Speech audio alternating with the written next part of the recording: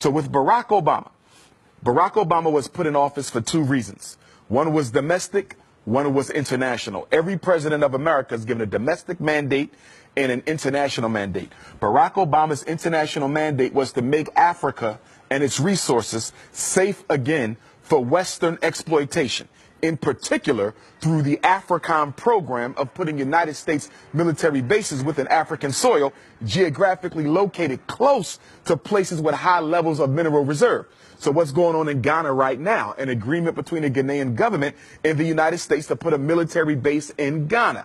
This is all strategic to make sure that if Africa ever decides to rise up and push back against European imperialism, aka white supremacy, they will not be in a military position to be able to do that. So Obama succeeded. And the reason he succeeded in Africa is because Africa, just like Black America, just like Black Europe, thought the presidency of Barack Obama was a blessing because we don't understand white supremacy and we don't understand politics. It doesn't matter whose face is on the cover. It doesn't matter whose face is out front. The only thing that matters is the color of the hand that makes the decisions. Barack Obama was a flunky. He was a functionary. He was a stool pigeon, and he was a puppet. And yes, he was a coon. Barack Obama did absolutely nothing to benefit Africa. He did absolutely nothing to benefit African people. Now, domestically, Barack Obama's job was to distract Black people in America long enough for the government to take everything that our ancestors fought for, roll it up into one big ball: civil rights, voting rights, affirmative action, equality, you name it, and roll it on over to the feminist movement, roll it on over to the LBGT movement, and roll it on over to the multicultural movement. So today in America, whenever you hear civil rights discussed, Black people are not in the conversation. It's gays, it's feminism, or it's multiculturalism. They use Barack Obama to take everything Black people fought for and give it to people who have never fought for Black people. What do you know about the situation of Black people in France? I'm somewhat familiar because I tend to study the international situation. Not thoroughly familiar, but I will say this. In all my travels, wherever I go, there's four things constant. I don't care if I'm in France, London. I don't care if I'm in South Africa, Nigeria. I don't care if I'm in Holland, Austria, Jamaica, Turks and Caicos, Canada, LA, Houston. On the planet, there's four constants for African people. Number one, we're worshiping a white Jesus. I don't care where you go. Black people in love with a white Christ. That's number one. Number two, you have mass incarceration of Black males at a rate 4 or 5 times their percentage of the population in that particular state. Number three, you have miseducation of Black children. You have the over-identification of Black children in classifications of mental retardation, ADHD, learning disabled. You have record numbers of single Black mothers raising our children on their own, okay? And then on top of that, you also have a Black economy, which is totally dominated by people who do not look like us. I don't care where you go on the planet, Black people are not in control of their economy. Your rice, your bread, your milk, your sneakers, your hats, your clothing, your transportation, your electronics, everything you buy is being sold to you by somebody who don't look like you, but more importantly, don't care about you. What would be the solutions? Because, you know, this is a statement, but now what could be the solutions? Solutions are simple. And the solution hasn't changed since Marcus Garvey articulated it over 100 years ago. And the solution is independence in all areas of human endeavor. The solution for African people is no different than the solution for Chinese people. The solution for African people is no different than the solution for the French people. It's the same. It's no secret.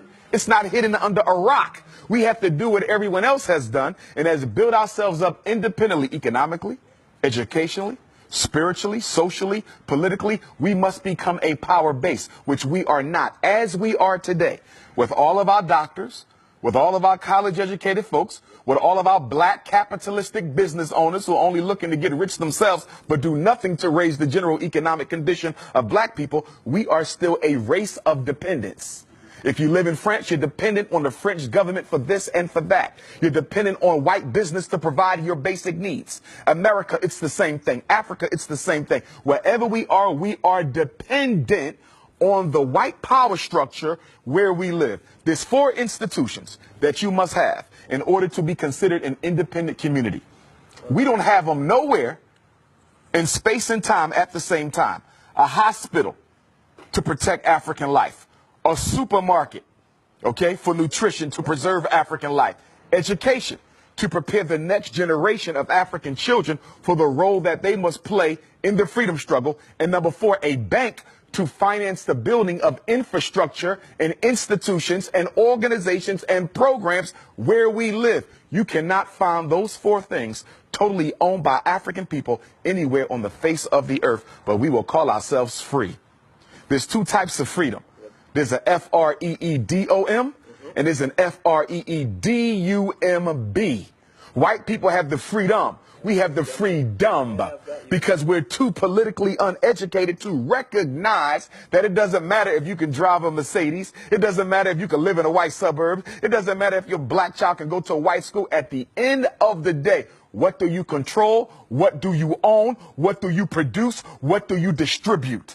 Marcus Garvey said, a race without power and authority is a race without respect. A race that doesn't respect itself automatically forfeits the respect of other people. So you say, where did we begin? 2 things. Education and economics. It's going to be hard to break the psychological chains of slavery as long as just about everyone in this room went to a white school to get their education, a white public school to get that education. And what is the function of public education? Whether it's UK, France, Austria, Germany, USA, it doesn't matter. The purpose of education for African children in a European context is to teach the African child that you are second place, and that is where you will always stay. And the only way you can rise above it is if we give you permission to rise above it. The education system's job is to make sure black children never come to believe that they have a right to replace the white boy being in control. That was the next question I was going to ask you, because, you know, when we speak about African Americans, do you think that African Americans are truly and deeply aware of their African roots? Well, I don't think that's a question just for African Americans. I think that's a question for Africans anywhere. Yeah, of course, but I'm speaking about this because you are from the United States, so of course. Right, but I want to Pan-Africanize the question, though. Okay, all right. Because whether you're dealing with France, whether you're dealing with UK, whether you're dealing with Black America, okay? So globally, yeah. Globally, it's no different. Canada, it's no different. So do you think that Afro-descendants are really aware of their African roots?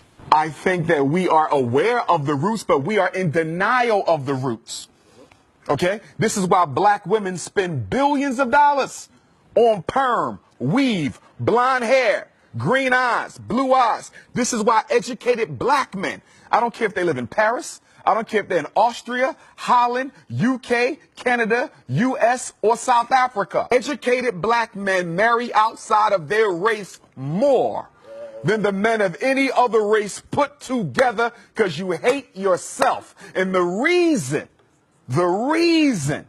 why we do this is we actually think we can convince white people if we act white enough to accept us, because we don't understand white supremacy and we don't understand eugenics. Eugenics is the science of exterminating the African DNA.